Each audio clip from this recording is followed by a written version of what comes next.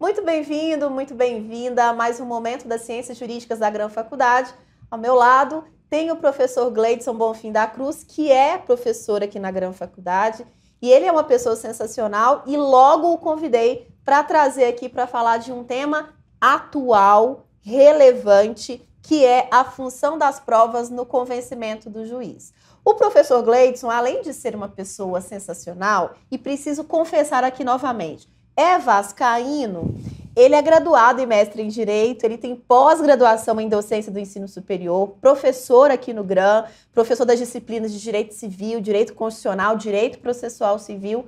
E eu falei, Gleidson, por favor, compartilhe os seus conhecimentos com os nossos alunos. Nossa, é sempre uma satisfação tá podendo falar a respeito de um assunto que é tão interessante, né? Olha só como é que eu vou convencer o juiz, né? Então, um debate desse, uma conversa dessa, além de ser muito agradável, né? É muito bom poder bater esse papo falando com os nossos alunos. Gleidson, me fala uma coisa, uma dúvida que é sempre recorrente entre os nossos alunos. Independente se eles fazem curso de Direito, das Ciências Jurídicas, de outras áreas. O juiz só pode decidir mesmo com base nas provas? Explica isso pra gente. Ah, ia ser uma delícia, né? Se fosse assim, não ia ser tão bom, ia ser tão bom. Mas o juiz, ele é livre para decidir, né? E eu costumo brincar que esse tal desse livre convencimento do juiz é uma bênção na vida da gente. Explica pra gente. Né? Isso é um problema e eu vou ter o meu prazer em explicar, porque olha só, agora para você que está me ouvindo aqui, vamos prestar atenção. Em primeiro lugar, o juiz, ele é esse ser que é colocado, indicado pelo Estado para conduzir o processo. Esta figura, que é uma figura imponente, e ele tem a função de fazer a condução processual. Só que, hoje o que se tem de ideia é que esta figura é livre para decidir o seu processo. Livre. Livre como? Livre. Ele pode julgar tua causa do jeito que ele achar que deve julgar. Uai, mas e se eu fizer uma prova de um jeito e o juiz julgar de outro jeito? E aí? E aí que você fez a prova de um jeito e o juiz julgou de outro. É a vida.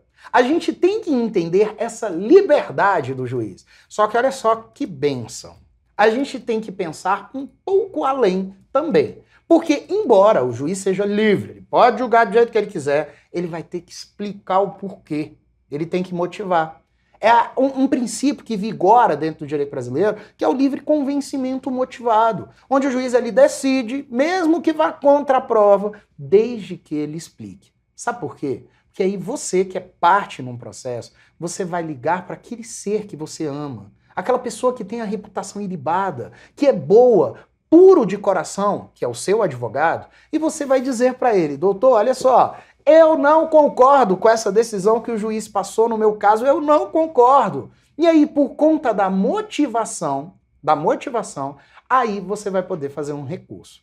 Então, olha que bonitinho. O juiz é livre para decidir, desde que ele explique o porquê, que é a motivação. E ele motivando, vai caber o recurso. E aí você pode mudar aquela decisão judicial. Você não, né? Os juízes que estão acima daquele que decidiu a tua causa.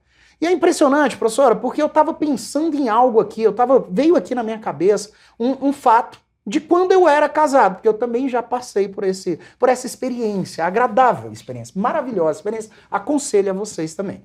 E eu estava lembrando de um fato que aconteceu assim, olha só, para os alunos entenderem essa ideia de livre convencimento motivado. Vamos pensar que nesse exemplo eu sou o juiz. Minha ex-esposa, um certo sábado, ela vira para mim, gente, a situação foi aquela situação caótica. Eu tinha acabado de ligar a televisão no jogo do Vasco.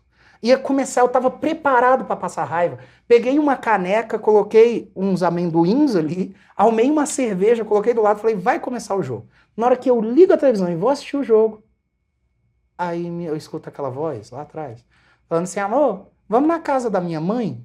Eu falei, nossa senhora, olha, a petição, vamos fazer uma analogia da vida, ó. Fez a petição, vamos na casa da minha mãe, aí eu vou funcionar como juiz. Eu tinha 3 hipóteses, eu podia dar 3 respostas. A primeira era falar, não. A segunda era falar, vamos. Essa aí eu não queria ir, todo mundo sabe que eu não queria, mas todo mundo também sabe que foi o que acabou acontecendo, né? Então, enfim, né? Eu podia falar, vamos. E a terceira hipótese, que é a que nós sempre falamos e depois nos arrependemos, é falar, não, porque... Olha só, se eu tivesse falado assim pra ela, quer ver? Amor, vamos na casa da minha mãe? Colocava aqui a caneca e falava, Não, amor, olha só, o jogo acabou de começar, espera o jogo acabar, depois a gente vai, então vai ficar tranquilo. O que ia acontecer na sequência? Porque você não faz nada que eu gosto, você não gosta de mim, você não gosta dos meus passeios, você não gosta da minha família. Se fosse o povo da sua família, você iria para qualquer lugar que qualquer um daqueles desocupados te chamasse, ia falar, até eu virar, mudar de ideia e falar, ai meu Deus, vamos para casa daquele ser. E aí eu iria para casa da minha sogra. Se eu tivesse virado para ela, professor, e agora eu vou olhar no fundo do meu aluno ali, do fundo do olho, olha só. Imagina, ela fala, amor, vamos na casa da minha mãe, e aí eu olho no fundo dela desse jeito e falo, não. Era possível que ela levantasse do sofá, saísse da sala, ia embora e nunca mais voltava, né? Porque eu respondi só não. Só que olha que interessante, ela não ia ter argumento, ela não poderia falar mais nada. Enquanto se eu disse não, por quê, parará, ela falou um montão de coisa que me convenceu do contrário. Então, olha a importância da motivação do juiz. O juiz ele é livre para decidir do mesmo jeito que eu era livre para falar que queria ou não ir. Só que se eu só tivesse falado não, eu ia impedir minha ex-esposa de fazer um recurso, de reclamar, para que mudasse a minha decisão. Essa é a ideia do livre convencimento motivado. Só que o juiz ele não tem a opção de só falar não. Ele não tinha essa vida tranquila que eu tinha, né? Que era ficar ali. Ele tem que falar não e tem que dar o porquê. Então, respondendo à pergunta do começo do nosso bate-papo, o juiz ele é livre para decidir, mas ele tem que dizer o porquê, porque é em cima dessa motivação que a parte vai poder recorrer para tentar alterar essa decisão. Não sei se eu fui claro. Super claro, super claro. Agora, é interessante o seguinte, então, a função que tem a prova para o juiz é a mesma função que tem a prova lá no direito civil, por exemplo, que é para afirmar uma segurança para as partes, para garantir que se não haja o cumprimento voluntário da obrigação, que eu possa fazer um cumprimento coercitivo dessa obrigação. Seria isso, professor? Não, também. Vamos lá. Aí é interessante, tudo né? Não, né? Porque, pois é. E os alunos falam que a gente responde depende. Eu não falei depende hoje. Tudo isso não. É bom. Tudo não. Mas é importante também de explicar isso pro pessoal, que é o seguinte, gente, olha só. Quando nós fazemos provas dentro de um processo, eu como autor, a outra parte como réu, né, através dos nossos advogados, o que nós estamos buscando naquele processo é tentar convencer o juiz. É tentar convencer. Então, quanto melhores forem as minhas provas, eu ia usar o termo quanto mais provas eu fizer, mas nem é o correto. Quanto melhores forem as minhas provas, mais convincentes forem as minhas provas, mais chance eu vou ter de chamar o magistrado para o meu lado. Né? Então, assim, eu faço uma prova que é extremamente convincente, o juiz, no momento em que ele vê aquela prova, vai ser difícil para ele julgar contra e explicar e motivar o porquê. E aí a gente tem que pensar uma regra que é uma regra de ouro, né? Que é algo fantástico, é uma condição mirabolante da coisa. Funciona assim. O juiz nunca vai saber o que realmente aconteceu. Nunca, ele nunca vai saber. Por que ele nunca vai saber o que realmente aconteceu? Porque ele não estava no lugar. O juiz ele nunca vai saber. Às vezes eu estou dando aula e eu tento ser lúdico nisso, explicando para os alunos assim, olha só, estou dando essa aula agora. Para uma parte da turma, a aula é excelente, entendi tudo. Para outra parte da turma, foi bom, entendi umas coisas. Para outros, eles vão estar olhando e vão falar, meu Deus, eu não entendo nada do que o Gleidson fala. E aí, o que nós temos? Nós temos 3 verdades para o mesmo fato.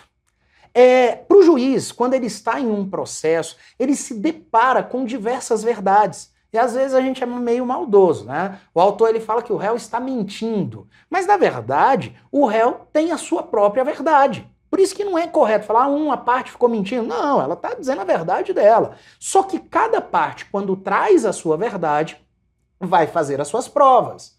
O juiz, ele quer chegar na verdade real. Ele quer chegar no que aconteceu. Ele vai usar toda a sua experiência, ele vai usar todo o ordenamento jurídico brasileiro, né? A partir do artigo 369 do Código de Processo Civil, a gente tem um monte de tipos de prova, e ele vai usar tudo aquilo para chegar na verdade real. Só que hoje o princípio que vigora nem é mais verdade real, é verdade possível. Porque o Poder Judiciário, ele já entendeu que não dá para chegar na verdade real. Já que o juiz não pode voltar no tempo e estar lá no lugar onde aconteceu o fato para ele entender o que de fato ocorreu. E aí entram as provas. Né? Porque no Código de Processo Civil, a partir do artigo 369, a gente tem como fazer uma gama de provas e todas elas vão permitir que eu gere um convencimento ao juiz. Desde um próprio depoimento pessoal da parte. Às vezes algumas pessoas falam, ah não, Gleidson, mas não tem sentido. Eu vou lá depor... se eu sou parte do processo, eu já fiz a petição inicial, não vai adiantar nada eu depor, já que a minha opinião já está no processo. Mas adianta, porque nada melhor do que aquele famoso olho no olho, né? É onde você percebe que alguém está tentando te enrolar. E o juiz, então, que faz audiência todo dia, ele é que sabe quando alguém está ali, né, tentando dar uma falseada na história.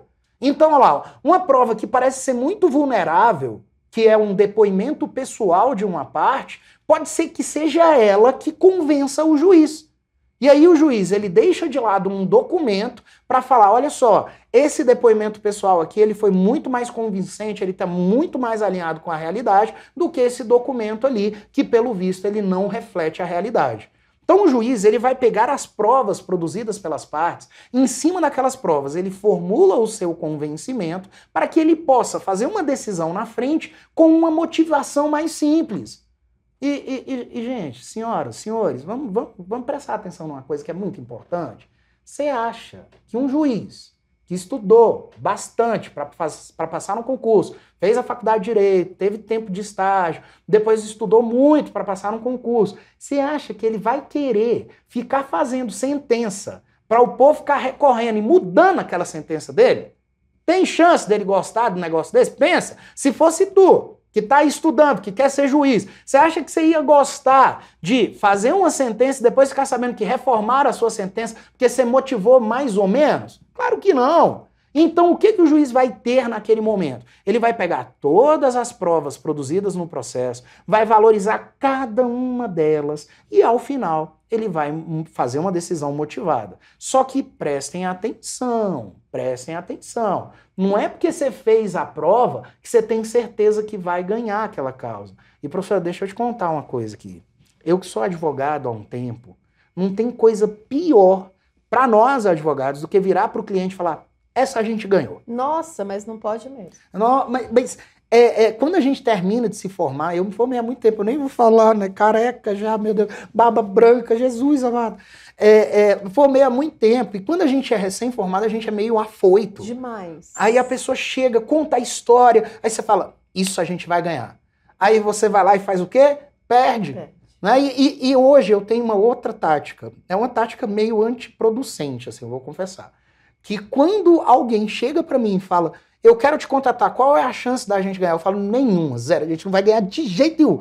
Uai, doutor, então eu vou contratar outra pessoa. Eu falo, ó, se alguém te prometer que vai ganhar, você pode contratar, porque eu não te prometo. O que eu posso te prometer é que eu vou te ajudar a produzir as melhores provas, fazer uma história que seja condizente com as provas, para eu tentar convencer o juiz. Mas nós, como advogados, a gente tem a responsabilidade de não iludir o cliente. E às vezes as pessoas falam, ah, não, mas advogado é treinado para iludir. Não é, não é. A gente não é mágico. Não né? é mágico, não dá. A gente não é ilusionista. Não dá. Às vezes, assim, a gente faz o que dá, Sim. mas o que dá não dá. Né? E aí não tem jeito. E esse limite interpretativo da lei, a nossa ação, ela é muito limitada, né? Principalmente na ética, porque o advogado, sobretudo, ele tem que ser ético, né? E o Estatuto da OAB, ele tá aí para mostrar que a ética é extremamente importante. Super importante. Né? E, assim, às vezes as pessoas não entendem esse lado. Exatamente. E ficam falando assim, ah, não, doutor, por que eu nunca vi um outdoor do seu escritório? Por que você não faz uma propaganda, assim, bem legal? Porque não pode. Porque não pode. E aí tem gente que olha pra mim, cara, um homem barbado velho desse que eu já tenho dor nas costas. Professor, doutor, por que você não faz umas dancinhas no TikTok? Eu falo, eu não sou desse perfil. Não é? E assim, esse tipo de coisa, professora, vai mostrando pra gente que nós, como advogados, temos uma responsabilidade social muito grande. Dúvida. Inclusive, desde a produção probatória até a explicação daquelas provas para o meu cliente, para explicar para ele onde que aquilo vai chegar e deixando claro, o convencimento do juiz não fica vinculado ao que a gente faz. Mas eu vou fazer o melhor que eu puder fazer. Sensacional. Tenho certeza que ficou claríssimo, porque tomara. eu entendi tudo, Que professor bom. Gleidson. Você, muito obrigada pela presença. Professor Gleidson, muito obrigada pelo seu tempo, por compartilhar o conhecimento conosco. É um prazer a Grão Faculdade ter um professor como você. Prazer é todo meu, é sempre uma satisfação poder estar aqui um pouquinho, falando com os nossos alunos, né, tendo esse contato mais próximo, para mim é sempre uma honra e uma satisfação. Muito obrigado pelo convite e pode convidar sempre que eu venho. Vou convidar.